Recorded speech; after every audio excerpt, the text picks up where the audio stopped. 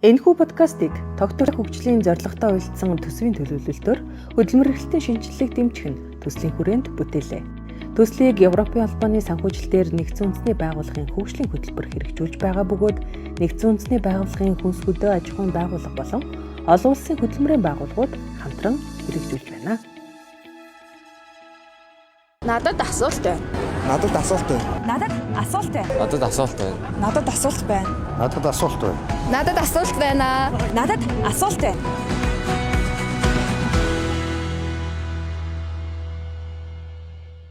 За надад асуулт байна. Маш их олон судалгаанууд хийгдсэн байдаг хгүй. Бас нэг суулна зүйл нь гэдэг нь хөнгөн хумгай байдал. Уудам тал нутагтаа ингээд нэг амьдэрсэн. Юм ярихдаа ч гэсэн ерөнхийд нь л яриад байдаг. Гой үгнүүдийг нийлүүлж бүх ажлын байран дээр тавиад иж болохгүй. Энэ дээрээс хаалцсан гэдэг шиг. Удаан ажиллаад нэг газараа гаццсан манай хүмүүс байгаа шүү дээ. Зүгээр их сургууль бэлтцсэн юм чинь бид нар энэ хүнийг одоо ашиглах л ёстой гэдэг. Айхтар гадаад үг хийж ингээд шүүмжилж магадгүй. Урлагийн хүн байх ёстой байсан юм бэ штэ гэдэг. Хүмүүс байдаг штэ. Нэгэнт компани дэмжихгүй байгаа бол ажлаас саль гэж зөвлөж байна та. За баярлалаа та бүхэнд ч гэсэн.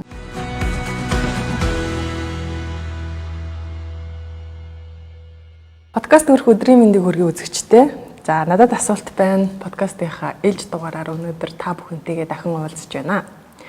Бид подкастаараа дамжуулан үзэгч сонсогчдынхоо асуултад хариулт өгдөг. За ялангуяа хөдөлмөр эрхлэлттэй холбоотой маш олон асуултуудыг манай сонсогч үзэгчид илгээж аваад баяртай байна. Үзэгчдээс талархлаа илэрхийлье. За өнөөдөр бид бас нэгэн эрхэнтэй өнөөдөр ярилцсан үзэг сонсогчийнхоо бас нэгэн асуултанд хариулт өгөхөөр энд сууж байна. За ингээ хүрэлцэн ирсэн зочноо танилцуулъя. ORP институтийн Монгол дахь төлөөлөгчийн газрын ахлах консалтант Даваас өрөө хүрэлцэн ирсэн байна. Цаг гарган бидний урилгыг хүлээж авч ирсэн танд баярлалаа. За баярлалаа. Тэгэхээр манай подкастад ирүүлдэг олон асуултад одоо бодит хариултыг өгөхөөр юм хамт олонны төлөөлөл ирсэнд маш их баяртай байна. Тэгэхээр ярианыхаа эхэнд бас ирүүлсэн асуултад анхаарал хандуулаад иргэн ярилцъя.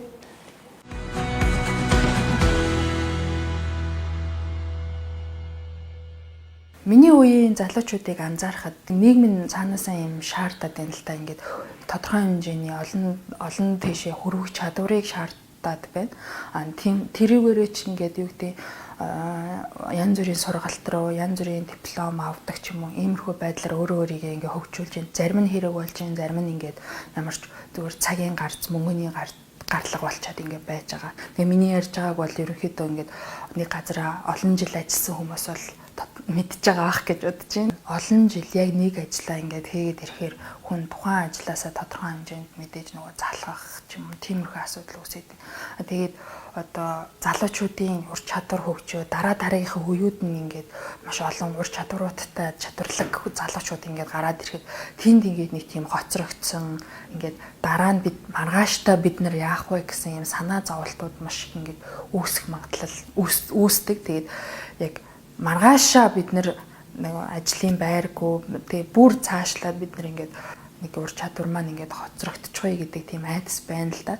Ийм учраас одоо хүмүүс ийш тийшээ өсчиж очроо олохгүй ингээд янз бүрийн зүйлүүдийг сургалтууд ч юм уу хамрагдаад ингээд явж байна. Ур чадвараа хөгжүүлэх гээд аль ур чадвараа хөгжүүлэхийг ч мэдэхгүй тийм ээ. Тэгэхээр миний бодлоор яг энэ чиглэлдээ энэ тал дээр одоо ерөнхийн нэг чиглүүлэг хэрэгтэй юм шиг санагддаг л да. Тэгэхээр яг энэ зүйлийн талаар одоо мэрэгжлийн хүмүүстээс нь зөвлөгөө авч өгөөч гэж хүсэж байна.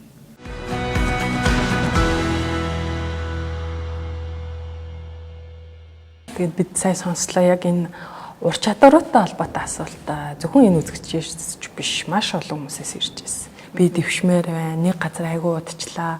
Чадвараа ингээд ахиулах гэхээр ингээд яаж ахиулахаа мэдэхгүй байна. Би зөндөө бичлэг үзлээ гэл тэ. Аж ахуйн нэгжүүдээс ч гэсэн бас ирсэн биш. Одоо ажилтнаа яаж хөгжүүлэх вэ гэл. Яг нэг олон одоо яг нэг үе бодоход олон сургалт боломжууд нэгдсэн боловч яг голын нь болсон ч юм уу тухайн хүн дээр яг ажилдаг тэ. Тухайн хүнд яг зориулагдсан тийм сургалтаа олоход бас их учир ах шиг байгаа. Тэгэхээр та бүгд бол яг энэ хувь хүн дээр нэлээд төвлөрч ажиллаж хүнийг бас чиглүүлж өгдөг хамт олон байна шүү дээ. Тэгэхээр яг энэ ур чадвар гэдэг байгаа хоёлаа ярьцлага ур чадвар гэж ярьж байгаа юм чи яг сүүлийн үеийн хандлага тийм ээ ажил олгогчид маань хувь хүнээс яг ямар ур чадварыг илүүтэй бас одоо суурь болгож шаардж байгаа гэдгээс ярих.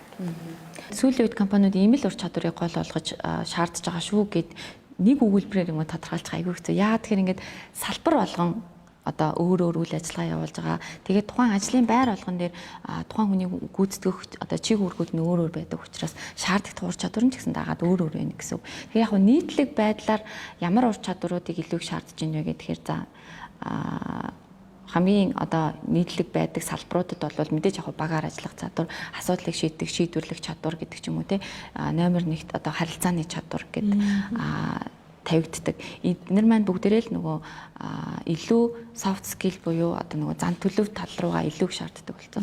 Урд нь бол бид нар ингээд шаардлага тавихтаа одоо энэ хүн IQ хэр өндөртэй байна. Эсвэл ихтэй сургуулийнхын одоо дипломны голчинд ямар байна. За ямар ажлын туршлагатай байна гэсэн үндсэн бараг ингээд 3 зүйлийг хараад авчдаг гэсэн тийм. Гэтэл орчин үед бол ерөөсөө тухайн хүний туршлага ч юм уу эсвэл тэр дүнгийн үзүүлэлт чухал биш. Яагаад тэгэхээр яг ажлын байран дээр хараад ирэхээр тухайн хүний ажлын гүйцэтгэл өндөр түвшний гүйцэтгэлтэй ажилтнуудыг хараад эргээд ингээд яагаад өндөр байчваа гэд харахаар илүү их нөгөө нэг тууштай байдал ч юм уу те зан төлөв талынхаа онцлогуд нь илүү энэ хүнийг ажлын гүйцэтгэл өндөртэй байхад нөлөөлсөн юм байна гэсэн маш их олон судалгаанууд хийгдсэн байдаг байхгүй. Тийм ч учраас одоо тэгвэл бүгдээрээ IQ биш одоо тэр EQ гинж байт юм уу зан төлөвийн онцлогийг гинж байт юм хардаг болёо. Энийг нь шалгаж авдаг болёо гэдэг дээр очиж байгаа байхгүй. Та бүхэн бас нөгөө гайхалтай ажил хийж байгаа тэр хүмүүстэй ч тулж харцаад байна. Ажил олгогч буюу те хүний нөөцөнд ч бас энэ зөвлөгөө өгч идэг харьцаж идэг юм болохоор аль аль талаас нас хавирж зөвлөгөө өгч бод маш их таалагдж байна. Тэгэхээр манай төгсөгчдийн хувьд яг оюутны ширээний ард те бэлтгэгдээд гарахтаа ажил дээр очихдаа ер нь яг манай энэ аж ахуйн нэгжүүдийн тавьж байгаа ур чадварын шалгуурт хэр нийцэж байна. Бидний хувьд болохоор бид нар яг ажилд орж байгаа залуучуудад зориулсан. Гэхдээ одоо нэг ажил олгогч нар нь авдаг тест л те. Ажил сонгон шалгаруулалтын зан төлөвийн тестийг өнөөдөр 4-5 төрлийн зан төлөвийн тестийг бид нар нэвтрүүлээд ажиллаж байгаагийнхаа хувьд бид нар одоо Монголд байгаа ихтэй сургуулиудын оюутнуудаас бас энэ судалгаануудаа авсан, ажил олгогч нартай бас харилцаж энэ судалгаануудаа авсан. Тэгэхээр Монгол оюутнуудын гэдэг юм уу Монгол төгсөгч нарын манай төгсөгч нарын дунд хамгийн одоо жоохон сул үзүүлэлттэй байдаг чадвар чанар юу вэ гэхээр бие даах чадвар одоо байдаг. Бие даан ямар нэгэн зүйлийг хийж гүйцэтгэх чадвар болон за хамгийн бас нэг сул зүйл нь юу гэхээр нөгөө хөнгөн хумгай байдал. Энэ яг бүр яг нийтлэг ингээд нөгөө Монгол одоо өнөөдрийн хүртэл 5 жилийн хугацаанд бидний хийсэн судалгаан дээр гарсан үзүүлэлт тахгүй. Хөнгөн хумгай байдал хамгийн өндөр гараад байдаг. Тэгэхээр энэ нөгөө юутай холбоотой вэ гэхээр манайхан чинь ингээд нөгөө одоо уудам тал нутагтаа ингээд нэг амьдэрсэн сайхан үндэстэн байна шүү дээ тий. Тэр одоо монгол хүний маань одоо чанар эргээд энэ маань сайн талж болно, сул талж болж байгаа байхгүй юу. Альва ямар нэг зүйл ингээд дандаа ерөнхийд нь хардаг. Ингээд ерөнхийлж хардаг нэг юм детальчилж биш. Ямар нэгэн зүйл рүү ингээд детальчилж орохдоо ер нь муу. Тэгээд ингээд тэр ажил гүйцэтгэхтэй ч гэсэндээ ингээд нарийн ширийн зүйлүүдийг нэг их анзаарахгүй үл оошоогоод орхичдаг. Тэгэл нэг ерөнхийд нь л яриад байдаг. Юм ярихтаа ч гэсэн ерөнхийд нь л яриад байдаг. Өөрийгөө танилцуулахдаа ч гэсэн ерөнхийд нь л яриад дуусгачдаг. Тэр нарийн чадваруудаа гаргаж ирдэг ч юм уу тийм байдал их ажиглагддаг. Тэгээ энээсээ болоод одоо нөгөө тэр тухайн нарийн ажлыг одоо чимглүүр ажлыг гүйцэтгэх шаардлагатай ажлын байраж болно шүү дээ. Тэр болгон дээр ч одоо ингээд жоохон чадвар нь дутж байгаа юм шиг харагдаад байдаг. Тэгээд илүү бас гадныхантай ажиллахад энэ бол хамгийн их харагддаг. Зан төлөв дээр нь тулгуурлаад тест хийгээд өөрийгөө холоод зөв мэрэгжилтэд очсон хүн бол ур чадвар нь бол нэлээ сайн гарах байх. Энэ бол зөвөр яг надад тийм бодол төрлөө. Тэр хэр уялдаа холбоотой юм бэ? Анханасаа зөв мэрэгчлээ сонгоцсон хүн бас мэдээж хандлага уушаал өөр байх тий. Тийм энэ дээр одоо манайхан нэг буруу ойлгох гэдэг юм нь юу вэ гэхээр сонгон шалгаруулалтын зан төлөвийн тест гэдэг чинь чи сайхан ажилтаа бол бид нар ажилд авах, чи муухай ажилтаа бид нар ажилд авахгүй гэсэн ойлголт биш байхгүй юу? Бид нар энэ хүнээр ямар салбарт, ямар ажлыг, ямар чиг үүрэг одоо ямар левелд хийлгэх гэж байна вэ гэдгээ ажил олгогч нар эхлээд маш сайн тодорхойлоод гаргацсан байх хэрэгтэй. Энийг бид нар ур чадварын модель гэдэг байхгүй юу? Энэ байгууллага болгонд ур чадварын модель гэдэг зүйл байх хэрэгтэй. За энэ ажлыг хийж гүйцэтгэхэд ийм ур чадвар, ийм боловсролын зэрэг, ийм одоо туршлага, ийм скил хэрэгтэй болно. Тэгээд ийм левелтэй байж болно гэдэг ингээ гаргацсан. Тэгэхээр энийг ажлын байр болгоноор гаргаж болно. Эсвэл одоо дэд салбар болгоноороо гаргаж болно. Энэ ур чадварын модельөө өөртөө яг зөв боловсруулад гаргацсан бол хаана хэнийг ямар чадвартай хүнийг авах вэ гэдэг нь тодорхой болчихж байгаа хгүй. Тэгээ яг л тэрүүгээрээ л нөгөө шаардлага тавина. Тэгэхгүйгээр ингээл за багаар ажиллах чадвар чухал гэсэн, эсвэл асуудал шийдвэрлэх чадвар чухал гэсэн ингээл гоё үгнүүдийг нийлүүлж бүх ажлын байран дээр тавиад ээж болохгүй. Тэгэхээр яг ажил горилагч нар маань ч гэсэндээ би яг ямар ажлын байран дээр одоо хүсэл дэлгээж байгаа вэ? Одоо ажил горилж байгаа вэ гэдгээ маш сайн ойлгоод тэрийгээ судлаад энэ ажлын байр маань өөрөө эсвэл нээлттэй байхыг шаарддаг юм уу? Эсвэл бүр дотогшоогоо сууж ажиллахыг шаарддаг юм уу гэдгээ ч гэсэн өөрөө маш сайн тодорхойлдог байх хэрэгтэй. Тэгээд энэ зан төлөвийн тестийг бид нар яах гэж хэрэглээд идэх юм бэ гэхээр энэ ажлын байран дээр тэгвэл одоо тууштай хүнийг авъя. Тууштай байдлын үзүүлэлт өндөр гарсан хүнийг авна. Энэ ажлын байран дээр одоо борлуулагч гэдэг ажлын байр авах юм бол энэ ажлын байран дээр илүү их харилцдаг учраас харилцааны чадвар өндөртэй хүнийг авъя гэд ингээд гаргачихж байгаа хгүй. Тэгэхээр түүнийхээ дагуу тестээ хийлээ. Харилцааны чадвар өндөртэй хүмүүсээ борлуулагчийн ажлын байр руу явууллаа. Тууштай одоо сууж ажилладаг, тууштай байдлын үзүүлэлт өндөртэй гарсан хүмүүсээ энэ яг одоо сууж ажилладаг тий нэгтлэнч байдаг юм уу тий тиймэрхүү ажлын байрнууд руугаа ингээд явууллаа гэдэг ч юм. Яг энэ хүний зан төлөвийн онцлог нь энэ ажлыг хийхэд илүү тохирсон юм байна гэдгийг нь олоход тэр хүн болон бид нар олоход тий ажил олгогч нар өөртөө олоход зориулагдсан байдаг байхгүй. Тэгэхээр мэдээж яг нөгөө багасаа л янз бүрийн тест хийгээд үзсэн, өөрийнхөө сонирхлыг ч гэсэн мэдсэн, олцсон, тэгээ дуртай ажиллаа, дуртай салбараа олцсон, өөрийнхөө зан төлөвийн онцлогийг юу чаддаг чаддгүйг мэддэг хүмүүс бол энийг ингээд эрт хөгжүүлээд эрт одоо явцсан байдаг тий. Харцангуй бас цөөхөн байна. Цөөхөн байна. Энэ тестийг яг ажил горилж байгаа хүмүүс өсдөг. Тийм байгууллага хэрэг байна ер нь. За миний мэдж байгаагаар яг хөө ингээд байнгын бас байхгүй байгаа тийм. Байнгын энүүгээр авахгүйгээр одоо нэг авчт юм уу гэл нэг орж ирээл тэгснээ за одоо ингээд байл нэг хэсэг чимээгүй байж за одоо нэг хэсэг хүмүүсээс авчдаг юм уу. Энийг уг нь бол олон улсад болон тий энэ ерөн сэтгэл зүйн тест, сонгон шалгуулалтын тест, ажилтнуудад зориулсан энэ хөгжүүлэх хөтөлбөрүүдийг боловсруулдаг, сэтгэл зүйн тестийг боловсруулдаг салбараар бол мэдээж Америкийн нэгдсэн улс хамгийн нэгдүгээр бичигддэг олон улсад бол тэгээд за түүнийг дагаад хөгждөг Япон, Солонгосын Азтай ялангуяа Америкийг үлгэр жишээ болгоод хөгжиж байгаа орнууд байгаа шүү дээ тий. Тэр одоо орнуудад болохоор хөгжөөд 20-30 жилийн үр үзсэн байна л да. Тэгээд Солонгосын жишээг аваад үзэхэд бүхэл компани одоо том бүхэл компаниуд нь аль хэдийн зан төлөвийн тестийг нэвтрүүлсэн. Хамгийн ихний сонгон шалгуулалтын процесс анкет авлаа. Дараагийнх нь шууд зан төлөвийн тест гэдэг. Тэгээд зан төлөвийн тестэнд тэнцсэн хүмүүсийг мэрэгжлийн шалгалт руу яг нөгөө нэг одоо IQ ч гэдэг юм уу эсвэл мэрэгжлийн шалгалтч гэдэг юм уу тэр шалгалтуудад оруулдаг. За тэнд тэнцсэн хүмүүсийг ярилцлага 1 2 дугаар шатны ярилцлаганд оруулна гэдэг ч юм уу. За 1 2 дугаар шатны 1-р шатны ярилцлага хийсэн тохиолдолд дараа нь одоо нөгөө даалгавар гүйцэтгүүлэгч гэдэг юм уу групп ярилцлага хийгч гэдэг юм уу тиймэрхүү шат руугаа ингээд нийтдээ нэг 5-6 процесс яваад байгаа байхгүй тийм. Манайд бол ингээд энэ 2 дахь процесс шууд хасагдаад авагдах болчдөг. Тэ. Тэгэхээр энэ яг тэр утгаараа одоо ихэнх компаниуд нь тий бараг одоо 90 гаруй хувь нь компаниудын солонгосын компаниуд 90 гаруй хувь нь ийм зан төлөвийн тестийг эхэлж хэрэгжүүлээд үүн тэнцсэн хүмүүсээ цааш нь явуулж гинэ гэдэг чинь тэр хэрээрээ энэ маань маш чухал үзүүлэлт гэсэн үг байхгүй юу? Тэрийн ярьж байгаа энэ ур чадвартай ч бас шууд холбогдохоор асуудал шүү дээ. Манай хүний нөөц найз хэлжсэн. Компани өөрийгөө амар сайн магтаал, нөгөө талаас ажил горилж байгаа амар магтаал ингээл ажилд ордог. Авчдаг. 3 сартаа нөгөө сонин дээрээс хохолцсон гэдэг шиг ажил агиугаа явдаг нэ. 2 талаас хичээгээл гоё харилцаал ингээл тэгэл 4 5 дахь сараас асуудал гарч ирдэг гэж ярьжсэн. Өөрөөр хэлбэл энэ тогтвортой ажиллана гэдэг бол өөрөө энэ байхгүй бол компанид ч хог үнсч мэдээж алдагдaltaа гэдэг нь ойлгомжтой. Тэгэхээр удаан ажиллаад нэг газараа гаццсан манай хүмүүс байгаа шүү дээ. Бидний одоо үеийнхэн дунд тийм асуудал их байна. Тэгэл рескил гэж ярьдаг. Рескилээ яаж ихэ мэдэхгүй ингээд энэ тал дээр одоо ямар зөвлөгөө тухайн хүн яаж өөрийгөө одоо хөгжүүлэх юм, компани энэ дээр ямар бодлоготой байх юм.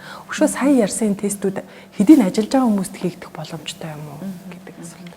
Мэдээч нөгөө энэ тестүүд маань өөрөө би зөвхөн сая сонгон шалгуулалтын тест гэж ярьсан болохоос бусад тестүүдийн яриаг байгаа тийм. Энэ болохоор зөвхөн ажил горилагч нарт одоо манай компани ажилтан болоогүй байгаа хүмүүст зориулсан тест байхгүй сонгон шалгуулалтын зан төлөвийн тест гэдэг бол. За тэгээд үүнээс цааш ажилтан болсон тохиолдолд ямар тестүүд идэг вэ гэхээр тухайн нөгөө нэг чиг үүрэг болгоноор нь одоо хөгжүүлэхийн тулд одоо багийн чиг үүргийг тодорхойлох тест гэдэг байдаг. Одоо баг нэгж маань ямар нэгэн хилтэс нэгж маань ингээд 5 үүрэг бүхий хүмүүс одоо ажиллаж иж зөв баланстай тэр багнаас сайн гүйцэтгэл гард юм байна л да. Тэгвэл энэ баг дотор байгаа хүмүүс аль нь ямар чиглэл рүүгээ ямар төрөл рүүгээ хамаарж иж одоо хамаарх хүмүүс байна вэ гэдгийг тодорхойлдог. Тэгжээж манай баг баланстай байна уу үгүй байна уу гэдгийг тодорхойлоод цааш нь ингээ хөгжүүлээд явдаг тийм тестүүд байж болж байна. Эсвэл нэгжийн удирдлагуудыг одоо хөгжүүлэх юм бол нөгөө багаа аягүй сайн удирдаад ингээд гүйцэтгэл сайтай бүгдээрээ гүйцэтгэл сайтай ажиллах хувь нь өндөр байдаг учраас нэгжийн удирдлагуудын манлайллыг одоо тодорхойлдог тестүүд гэдэг ч юм уу маш олон янзын төрлийн тестүүд байдаг. За тэгээд зөвхөн тест бол бүх зүйлийг шийдэхгүй шүү дээ. Тест бол зөвхөн онцлоод тодорхойлж байгаа. Тодорхойлсны дараа тэгвэл одоо багаараа хийгээд үзэхэд л манай баг дээр аль нь хамгийн одоо бага үзүүлэлттэй байна. Юугээ бид нэр хөгжүүлэх юм бол илүү ихтэй одоо нөгөө гүйцэтгэл сайтай байж ингээд компани нөгөө зорилготыг одоо зорилго зорилтод хувь нэмэр оруулахад илүү одоо чанартай үзүүл болж чадах вэ гэдэг одоо зүйлээ олж авч чаддаг байхгүй. Тэгэхээр гадны компаниуд бол ерөнхийдөө дандаа дотооддоо одоо том групп компаниуд бол ялангуяа дотооддоо ийм хүмүүсээ хөгжүүлдэг академиуд, сургалтын төвүүдтэй байдаг. Манай Монголын хувьд бол миний мэдж байгаагаар МСС академи гэж байдаг. За энэ маань болохоор нөгөө хүнийг сонгон шалгаруулж аваад чи манай компани ажилтан шүү гэсэн цагаасаа л ахуулаад хөгжүүлж идэг. Нөгөө шинэ ажилтнуудад зориулсан тасан зохицлын хөтөлбөр гэж байдаг шүү дээ. Яг тэрэн шиг шинэ ажилтнуудад зориулсан тасан зохицлын хөтөлбөр гэл одоо нөгөө компани зорилт маань юу вэ? Чи манай компани нэг гишүүн болж байгаагаараа чи ямар одоо байр суурьнд орж байгаа? Чамд эдлэг эрх чинь юу байх вэ? Чамд өгдөж байгаа боломж чинь юу байх вэ? Чиний гүйцэтгэх ёстой үүрэг чинь юу байх вэ гэдгээс ахуулаад бүх юмаа танилцуулаад чи одоо ийм чадруудыг эхний ээлжинд эзэмших ёстой. Тэгхийн бол чи дараагийн ээлжинд ийм чадруудыг эзэмших төвшөнд хүрнэ. Энэ дунд чинь дандаа ийм онцлогоонууд, шалгалтууд байна гэдэг ч юм уу. Бүх юм ингээд анханаас нь системтэйгээр танилцуулаад тайлбарлаад явдаг тийм одоо төвүүд гэдэг байхгүй сургалтын төвүүд. Тэгэхээр энэ маань ч гэсэн таны хэлсэн олон жил ажилласан хүмүүс яах вэ? Одоо юугаа ур чадвар яаж хөгжүүлэх вэ гэж байна шүү дээ. Энийг ч гэсэн системтэйгээр ингээд цаанаас нь ингээд зураглаад гаргацсан байдаг. Одоо нөгөө карьерийн зураглал хийгээд гаргацсан байдаг байхгүй. Энэ маань нөгөө манад бас нэг байдгүй ойлголт юу вэ гэхээр хүний нөөц гэж яригадаад байдаг. Гэтэ манад болохоор хүний нөөцийн менежмент буюу хүнийг яаж зөв ажилуулж удирдах вэ? Хүний гэдэг тэр хүний нөөцийн менежментийн асуудлаар яриад байдаг. HR менежментэл яриад байдаг те. Гэтэл нөгөө талд нь яг үүнтэй ижилхэн орчидаг зүйл юу вэ гэхээр HR development гэхгүй. Human Resource Development гэдэг яг хүний нөөц хөгжүүлэлт гэсэн ойлголт байдаг. Хүний нөөцийг удирдах ажиллаа, тэр хүний нөөцийг хөгжүүлж ажиллаа. Яг энэ хоёр одоо солонгосын компаниудад бол HRM хэлтэс гэж тустай байдаг, HRD хэлтэс гэж тустай байдаг. Тэгэхээр энэ HRD хэлтсийн юу хийдэг вэ гэхээр яг л энд ороод ирсэн нөөцтэй бидний ажиллах хүч болоод ороод ирсэн энэ нөөцийг бид нар бүгдээрээ хин нь ямар төвшөнд байгаа ихлээд онцлон тодорхойлно, шалгана. Тэгчээд хин хэнийг нь цаашлаад ямар төвшөнд яаж сургаж хөгжүүлэх вэ гэдэг тэр ур чадвар хөгжүүлэлтийг байнга хийгээ явж идэг хэлтэс байхгүй. Тэгэхээр энэ HRD хэлтсүүд манад бараг байдгүй. Зүгээр нөгөө сургалт хөгжлийн хэлтэс ч юм уу сургалт хөгжлийн алба, сургалт хөгжил хариуцсан ажилтан гэж орхичдаг. Нөгөө сургалт хөгжлийн ажилтан юу хийдэг вэ гэхээр одоо нэг ийм сургалт тренд болж байгаа юм байна. Гээл нийтээр нь сургацдаг. За одоо нэг ийм сонсчээ бүгдээрээ. Тэгээ одоо нэг хүмүүсээ хөгжүүлэхийн тулд нэг ийм сонсч зүгээр юм шиг байна тий. Тэр хүн чинь ингээд зүгээр нэг хідэн судалгаа авсан болоод мэдрэмжээрээ л сургачих жоох. Тэрнээсээ яг энэ ажлын байран дээр байгаа бат гэдэг хүнд ямар ур чадвар дутагдаад ямар ур чадрыг бид нэр хөгжүүлэх ёстой вэ гэдгээ оншилгохгүйгээр шууд л ингээд зүгээр нийтээр нь л сургаад яваад байгаа байхгүй. Тэгэхээр энэ HRD хэлтэс уг нь компани болгон дээр байж ивэл энэ өөрөө тэр үүргийг чинь гүйцэтгээд байгаа байхгүй. Хүний нөөцийг хөгжүүлэх хэлтс гэж хүний нөөцийг хөгжүүлэх хэлтс. Хүний нөөцийн хөгжүүлэлт гэдэг ойлголт байхгүй болчиход байгаа. Яг ч чадвараа эндээ олгоод байгаа шүү дээ. Тэгэхээр тэр ур чадрыг хөгжүүлэх гэдэг ойлголт чинь хэрэг бүр компанид орж ирээд ажилтан болсон нөхцөл энэ одоо үйл ажиллагаатай илүү холбогдох хэрэгтэй байхгүй. Тэгэхээр ингээд хүн болгон дээр юм карьерийн зураглал гаргаад, хөгжүүлэлтийн хөтөлбөр гаргаад чи одоо аль хэсэг дээрээ явж гин, чи аль түвшин дээрээ явж гин. За чи дараа жил энэ төрлийн одоо сертификатуудыг авах хэрэгтэй шүү. Чи одоо туршлага нэмэгдүүлээд ийм төрлийн шалгалт өгч үлсэл ийм төрлийн сургалт авчвал болох гэдэг шүү. Тэр сургалтуудыг заавал дотооддоо бэлддэг байхаар албагүй те. Яг нь HRD хэлтс бол дотооддоо аюул олон сургалтын хөтөлбөрүүдийг өөртөө боловсруулдаг. Яагаад тэгэхээр нөгөө том групп компани болох тусмаа л зөвхөн гаднаас сургалт аавна гэхээс илүү зөвхөн одоо Lotte Group зөвхөн Samsung Group-д зориулсан тэр сургалтын агуулгууд тусдаа байдаг байхгүй. Тэгэхээр тэр болгоноороо өөртөө ингэж бэлдээд одоо MCS гэж байгаа шүү те. Зөвхөн MCS-ийн ажлуудад зориулсан агуулга хийж байгаа байгаа ажлыг нь одоо сайжруулахад зориулсан агуулга тустай байгаа учраас тэрийг нь ингээд curriculum болгоод гаргацсан байдаг. Гэхдээ одоо зөвхөн бас дотооддоо гэж чиглэлгүйгээр хаана аль хэрэгтэй гаднаас ямар сургуультай байна, хаана дотооддоо бэлтгэх хэрэгтэй байна, тэр болгоныг HRD-гийнхэн өөртөө мэрэгчлэнүүд нь өөртөө хийж идэг, гүйцэтгэж идэг. Энэхүү подкастыг тогтвортой хөгжлийн зорилготой үйлдсэн төсвийн төлөвлөлтөөр хөдөлмөрлөлтийн шинжилгээг дэмжих нь төслийн хүрээнд бүтээлээ. Төслийг Европын албаны санхүүжилтээр Нэгдсэн үндэсний байгууллагын хөгжлийн хөтөлбөр хэрэгжүүлж байгаа бөгөөд Нэгдсэн үндэсний байгууллагын хүнс хөдөө аж ахуйн байгууллага болон олон улсын хөтөлмөрийн байгууллагууд хамтран хэрэгжүүлж байна. Түүлийн хөгжүүлэлтийн хэлтс албан нь өөрөө байх юм бол маш олон асуудлыг шийдэх юм байна шүү дээ. Өөрөөр хэлбэл ажил хийж байгаа хүн заавал дараагийн компани тухай бодох. Тийм шаардлага байна. Тийм өөрийнхөө карьер санаа зовох. Эсвэл заримдаа нэг цаг хугацаа аюул алдчихлаа энэ компанид гэж ярьдагч тэр асуудал шийдэгдэх юм шүү дээ. Тэгэхээр манай энэ бусдыг авч ажиллуулж байгаа бусад аж ахуйн нэгжүүч гэсэн эндээ санаа авах нь маш зүйтэй юм байна гэж бодосооч. Тэгээд магадгүй ингээ удаан ажилласан ч гэсэн доктортой ажилламаар байдаг. Яг энэ аль бэлдсэн байдгүй манай одоо үзэгч сонсогчид ямар арга хэмжээ авал зүгээрээ одоо өөрийгөө хөгжүүлэх гэх юм яах вэ? Одоогийн байдлаар тэгэхээр ингээд бид нар айгүй хаягдчаад байна л та тийм. Ажил олгогч болон компани өөрөө ингээд айгүй тийм амьд байх хэрэгтэй байхгүй. Зүгээр ингээд ийм жоохон унтаа байгаад байна тийм. Хүмүүсийг ажилуулж гин, удирдах гин, бид нар ажил хийлгэж гин, мөнгө цалин олгож гин гэл байгаад байх биш. Энэ чи ягаад хүний нөөц баялаг гэж хэрлээд байгаа юм тийм. Эн чин ингээд зөв танад зөв чадварыг нь олцгол юм бол эн чинь баялаг байхгүй юу? Асар их нөгөө нэг олборлолт хийгээд ингээд гаргаж болох юм чинь баялаг хүн гэдэг хамгийн үнэтэй баялаг байгаа байхгүй. Тэгэхээр энэ хүний олборлохгүйгээр ерөөсөө ингээд зүгээр л хайчаад байлгаад л байгаа байхгүй юу? Тэгэхээр энэ хүний цаан чинь ингээд маш олон чадвар, маш олон нөөц байгаад хахад энийг ингээд унтаа системтэйгээсээ болоод тийм ингээд хаяад бүр ингээд зэврээгээд штэ тий нөөцийг ашиглаж чадахгүй байгаа. Тэгэхээр бид нар зөвхөн ингээд хүний HRD-гийн алттай байх хэрэгтэй гэдгээд байх биш тий. Ядчил зүгээр ингээд сургалт хөгжил хариуцсан ажилтнуудаа л энэ төрлийн мэдлэгтэй олгоод сургачих л та тий. Ядчил сургалтын хөтөлбөр өөрөө боловсруулж чаддгал чадвартай болгочвол энэ хүн чинь ингээд цаашаа ядч ингээд өөрийнхөө хүрээнд өөрийнхөө компанийнхаа хэмжээнд хүмүүсээ одоо ингээд чадваржуулаад яваад байх боломжтой байгаа байхгүй. Тэгэхээр ажил олгогч нар зориулж би бол тэгж хэлмээр байдаг. Сургалт хөгжил хариуцсан ажилтан байгаад байдаг. Тэр хүнээ ингээд сайн сургах хэрэгтэй. Сайн ингээд зөв сургалтуудаа ядаж олоод ингээд сурах хэрэгтэй байгаад байна. Дээрээс нь манай компаниуд бас нэг алдаа гаргадаг нь юу гэхээр сургалт хөгжил гэдэг зүйлийг ингээд сургалт хийн гэдэг нь ингээд зардал гэж хардаг байхгүй шүү. Хүний хөгжүүлнэ гэдэг шууд зардал гэж хараад хамгийн түрүүнд нөгөө хасдаг зардал нь сургалт хөгжлийн зардал байдаг. Гэтэл энэ хөгжингөө орнуудын компаниуд яагаад юм мундаг хүмүүстэй мундаг ажилтнаа байдаг. Тэрийг хизээ сургалт хөгжлийн зардалаа хизээж хасдаггүй байхгүй. Улам л нэмдэг. Яагаад ажлын гүйцэтгэл муу байна? Сургалтын зардал, сургалтад бид нэр илүү их чанарт нь анхаарах хэрэгтэй юм байна тий. Тэглээгээд ингээд хамаагүй бүх сургалтуудад хамруулаад байх биш. Яг хинд юу хэрэгтэй байгааг нь олж сурах хэрэгтэй байхгүй. Тэгэхээр ингээд системтэйгээр сургалт хөгжлийн тогтолцоогоо өөртөө компани дотор маш системтэйгээр түүндээ зориулсан цаг хугацааг нь болно. Одоо тэр зардлыг нь л жоохон гаргаж өгөөл, жоохон санаа тавьчихад л энэ бол өөрөө шийдэгдэх асуудал байдаг. Яа тэр ажилтнууд ч гэсэн өөртөө ингээд маш их сурч мэдэх хүсэлтэй тий ингээд илүү их гүйцэтгэл гаргах сонирхолтой байгаа шүү дээ. Тэрийг нэгэ жоохон өдөөгөл жоохон дэмжиж өгөхөд л энэ бууг нь болдог. За ажил бусад ажилтнууд талаасаа бид нар одоогийн байдлаар ямар арга хэмжээ авч болох вэ гэхээр за өөрийгөө л хөгжүүлцтэй би өөрийгөө таниал би юунд дуртай вэ би юу чаддаг вэ би юу чаддгүй вэ гэдгээ таниал яг л тэр дуртай зүйлээ олоод би юу хийвэл аз жаргалтайгаар одоо ингэж мөнгө олж болох вэ гэдэг зүйлээ энэ одоо эрүүл хайгуулыг тасралтгүйгээр хийж явах хэрэгтэй.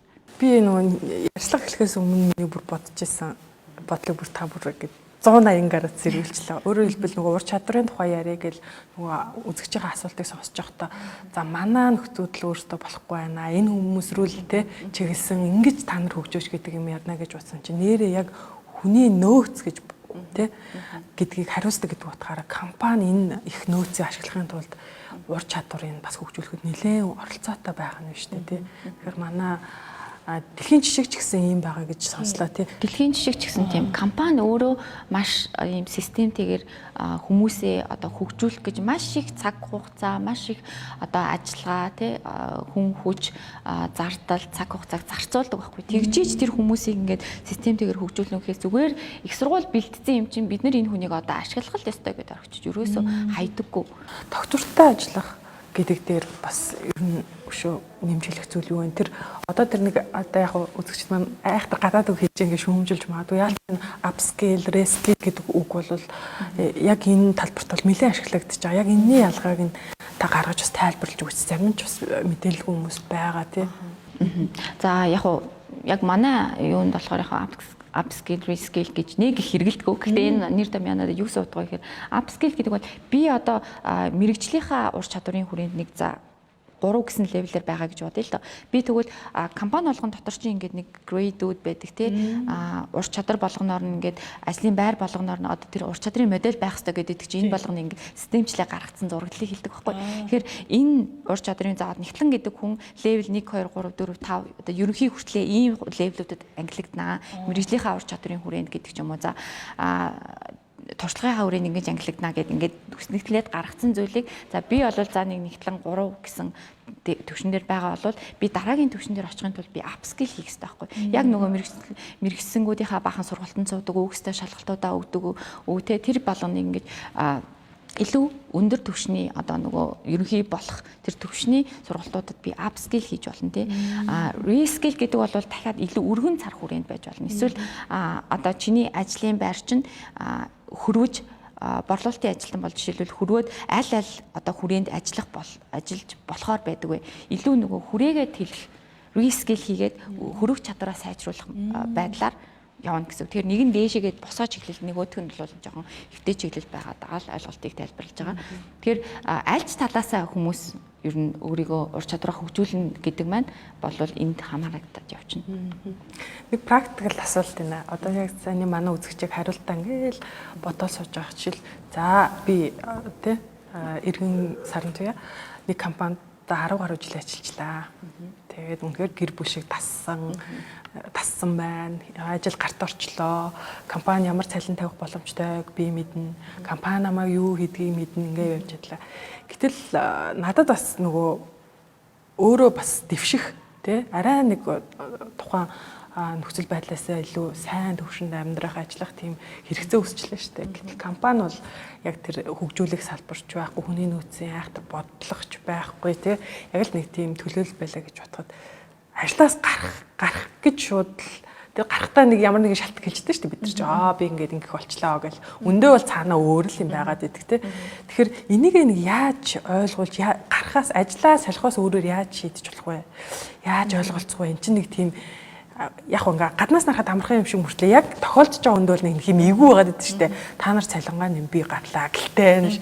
Тэгэл эсвэл очиод баахан сургалтанд сууснаа би ингээ сургалтанд суудсан. Одоо надаа би ажил хийгээд үг надаа цалин нэм гэлтэй нь штэ. Ямар арга байж болох вэ? Энэ дээр бол яг би бас л юу хэлмээр байдаг одоо та өөрөө яг юу хийхийг яахыг хүсэж байгаа тий дараагийн 10 жилээ та өөрийнхөө амьдралын хувийн амьдралын 10 жилийг юу гэж харж байгаа.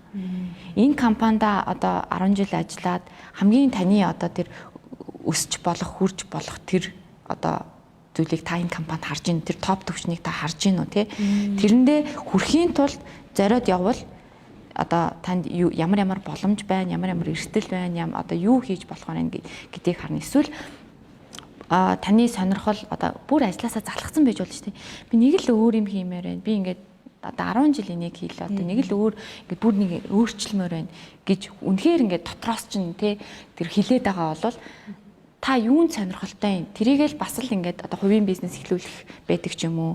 Бүр ингээд олон жил нэгтлэн хийж явж ийсэн, эдийн засгийн хийж явж ийсэн. Гинт ингээд би чинь урлагийн хүн байх хэрэгтэй байсан юм бэ штэ гэдэг хүмүүс байдаг штэ. Тэгэхээр яг гинт та тэгэл дуучин болоод яв гэж байгаа юм биш л дээ. Гэхдээ л та зүгээр дотоод сэтгэлээ сонсоод өөрийнхөө одоо тэр дараагийн 10 жилийг юу гэж харж байгаа гэдгээ маш сайн бодож маш сайн сонголтыг л та л өөрөө хийх ёстой. Гэхдээ сэтгэл хөдлөлөөр шийдэж болохгүй. Сэтгэл хөдлөлөөр хийж юусоо шийдэж болохгүй. Маш нухацтай хандах хэрэгтэй.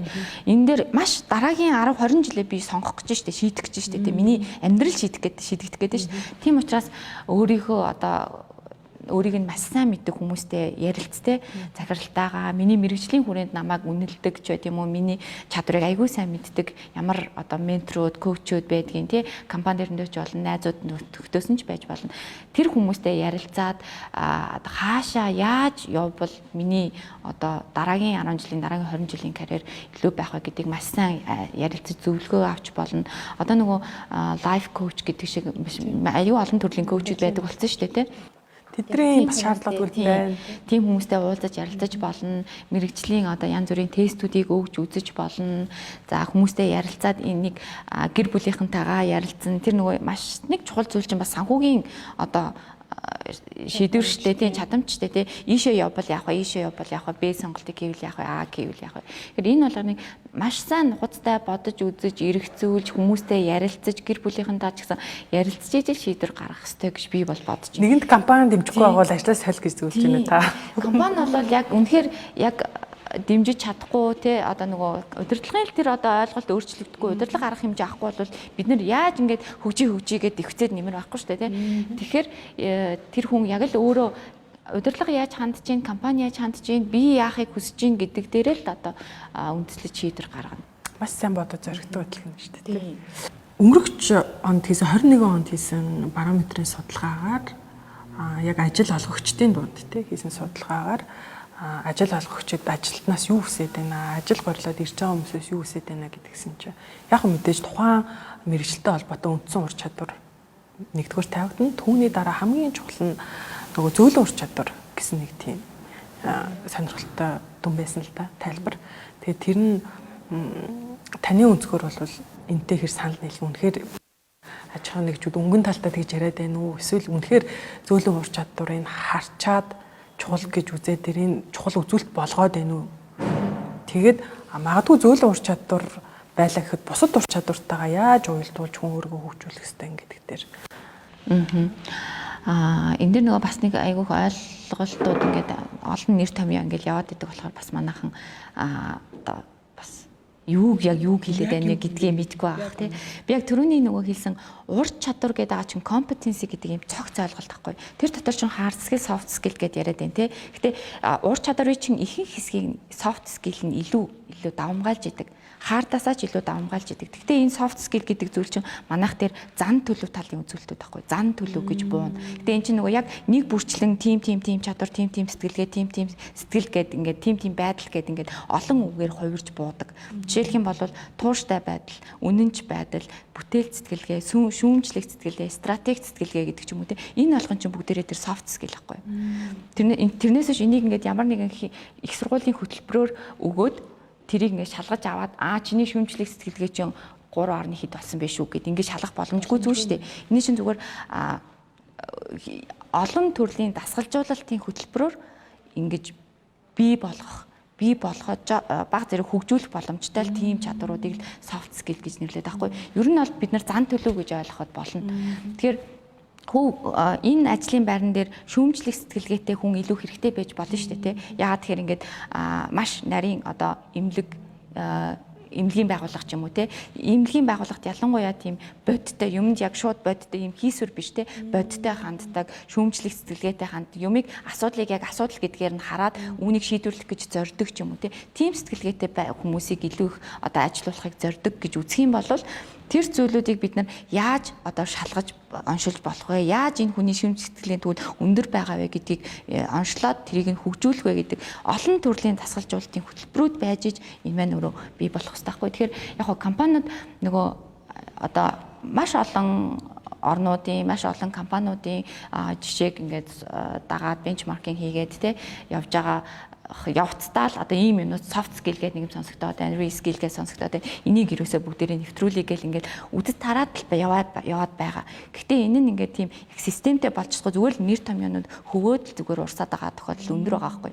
Тэгэхээр энийг бид нар яаж ингээд систем болгож ингээд тогтолцоо болгож ингээд компанид нэвтрүүлэх юм бэ гэдгийг аягүй сайн судлаад тэгээд тэрийг ингээд тийм шаардлагатай бол зөвлөх үйлчилгээ бүр яг аваад тэр гадны орнуудын технологиг энэ яаж тогтолцоо хэлбэрээр нь нэвтрүүлээд үүнийг нь хэрэгжүүлэх юм бэ? Зүгээр нэвтрүүлэл хайчих юм бол энэ чинь хэрэгжилт биш шүү дээ. Хэрэгжүүлэлт биш. Тэгэхээр энийг 5-6 жилийн туршид ингээд хэрэгжүүлэлтэн дээрээ яаж Монголын хөрсөн дээр буулгаад хэрэгжүүлэх юм бол илүү одоо хүндээ хэрэгтэй, ажил олгогчдод ч гэсэн хэрэгцээтэй байгаад ах вэ гэдгийг ингээд шаардлагатай зөвлөх үйлчилгээ аваад гэрээ хийгээд ингээд хийлгэх хэрэгтэй байхгүй. Тэгхгүйгээр ингээд нэр томьёо сонсож ирээд нэвтрүүлнэ гэдэг дараад иж болохгүй.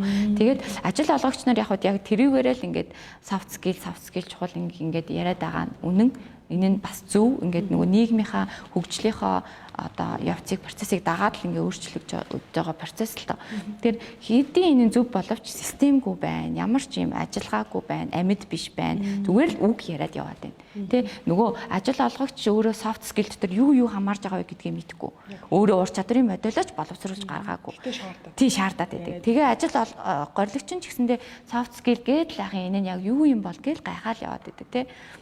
Тэгэхээр энэ энийгээ ингээд нөгөө яг л нийгэмд ингээд зөв ойлголтыг нь хүргэх хэрэгтэй байна. Тэгээ ажил олгогч нар ч гэсэн өөртөө маш сайн бэлтгэх хэрэгтэй. Өөрөө зөв хүн, сайн хүн гэж тодорхойлоод байгаа хүнээ яг ямар чадвартай хүнийг та зөв хүн, сайн хүн гэж нэрлээд байгаа юм бэ гэдэг юм гаргаж ирээгүй байхгүй. Тодорхой олгоо. Тийм, тодорхой олгоогүй. Зүгээр л тэр хүн өөрөө зөв хүн, сайн хүн яриад таны үзүүлэлтээр зөв хүн, сайн хүн чи хий юм. Энэ хүний ойлголтоор зөв хүн, сайн хүн чи шал өөр байгаа шүү дээ. Тэгээ хүн болгоны зөв хүн, сайн хүн гэсэн ойлголтууд өөр төвшөнд өөр хүрээнд байдаг байхгүй юу. Тэгэхээр тэрийг л бүгдээрээ яг тодорхой тоочны тодорхойлоод гаргачих хэрэгтэй байна. Тэр тодорхойлоод гаргацсан юм чинь л ур чадрын модель гэж нэрлэдэг байхгүй юу. Биднэрт ийм ажил байна. Энэ ажлыг хийж гүйцэтгэхэд за зөв хүн, сайн хүн гэдэг чинь одоо юу гэдэг нь ажлын цаг сайн баримталдаг хүнийг би манай компани болон ур чадрын модельороо зөв хүн, сайн хүн гэж тодорхойлж байгаа шүү. Эсвэл багаар ажиллах чадвар сайтай хүнийг. За багаар ажиллах чадвар сайтай гэдэг нь яг юу гэсэн үг юм те? Гэдэг нь бас илүү тодорхой байх тусмаа сайн. За хамтарч ажиллаж чаддгийг хэлэх юм уу? Хүнийг сонсож ажиллаж чаддгийг хэлэх юм уу? Эсвэл өөрийгөө зөв илэрхийлж чаддаг тэр харилцааны чадвар өндөртэй хүнийг хэлээд байгаа мó те? Энэ шаардж байгаа юм болгоно илүү деталь болгоно, илүү ойлгомжтой болгоно, илүү тодорхой болгож тэр ур чадрын модель гэдэг юм дээрээ л боловсруулж гаргаж иж нөгөө ажил горлогч ойлгох байхгүй. Энэ компанийн хувьд зөв хүн, сайн хүн гэдэг тодорхойлт чинь энэ юм бэ штэ. Ийм чадвартай хүнийг нэхэд байгаа юм бэ штэ. Тэгвэл надад тэр нь байгаа илүү тий сурж болох илүү гэд ойлголт авна тий. Тэгэхээр нөгөө талаасаа ч гэсэндээ тий хэд өндөрт шаардлага тавиад байна гэд яваад байхгүй. Яг л тэр нөгөө нэг танай компанид ур чадрын модель байна уу? Танай компани ур чадрын модель ямар үг асууж болох юм бэ тий ярилцлаган дээр. Модель юу вэ гэж асуучих юм бол бас хэтэрхий өргөн үрээнд яригдчих чинь тий. Яг энэ ажлын байран дээр чинь тий надад намайг авах гээд байгаа энэ ажлын байран дээр чинь яг ямар ур чадварууд яг ямар одоо бүр задлах юм бол ямар ур чадвар шин дотроо бүр ингээд нөгөө нэг behavior буюу үйлдэл гэж задарчдаг байхгүй. Яг ямар үйлдэл одоо гаргадаг хүмүүсийг шаардаж байна вэ гэдгээ тодорхой болгоцсон байгаа юу? Би тэрийг чинь сонсохыг хүсэж байна гэдэг юм. Яаж ч тийм шаардлага тавьж чаддаг байх хэрэгтэй. Өнөөдөр бид хоёрын яриа чинь ур чадваргаа чиглэсэн чинь зөвхөн хувь хүний асуудал биш юм байна. Хоёрдугаар зөвхөн байгууллага хувь хүн хоёрын хоорондын асуудал биш юм байна. Гуравдагч чадваржуулагч, онцлогч, хөгжүүлэгч тий хоёул ангийн аль алины байгуулагч ба ажил хийж байгаа хүн хоёрыг ч гэсэн цуг хөгжүүлэх, гуравдагч байгууллагын тусалцаа ч гэсэн хэрэгтэй юм байна гэж ойлголоо. Зөв. Тэгжээж зөв одоо голдролдоо орно, арай богино хугацаанд цаг хугацаагаа ч гэсэн хэмнэн. Тэрийг ингээл өөрөө онцлно гээл зүтгээл хэдэн жил явж ирснаас гяс онцлуулаад шинжлэх сайжруулах юм олоод авсан байна. Хамтдаа хөгжиж явах нь шүү дээ. Тэгэхгүй бие биенээ рүүгээ ажил байгууллагын ажилтан чадваргүй байна гэл ажилт нь болохоор байгууллагатай гомдол нэг энэ зураглал байгаа шүү дээ тий. Үнэхээр сонирхолтой бас яг голын болсон зөвлөгөө өгч байгаа танд баярлалаа. Богино хугацаанд ч гэсэн маш өргөн хамарч ярьлаа гэж бодож байна. Тэгээ цаг гарган ирсэн танд үнэхээр их баярлалаа. Таны ажилд бас амжилт хүсье. За баярлалаа. Та бүхэнд ч гэсэн өндөр амжилт хүсье. Тэгээд эх дугаараар бас үзэгч та бүхний асуултад хариулах болно. Та бүхний сонсох хүссэн хэн нэгэн зочныг өрнө гэдгийг амламаар байна. За ингээд дараагийнхаа подкастаар иргэн уулзцгаая. Надад асуулт байна. Надад асуулт байна. Надад асуулт байна. Надад асуулт байна. Надад асуулт байна. Надад асуулт байна. Надад асуулт байна. Надад асуулт байна.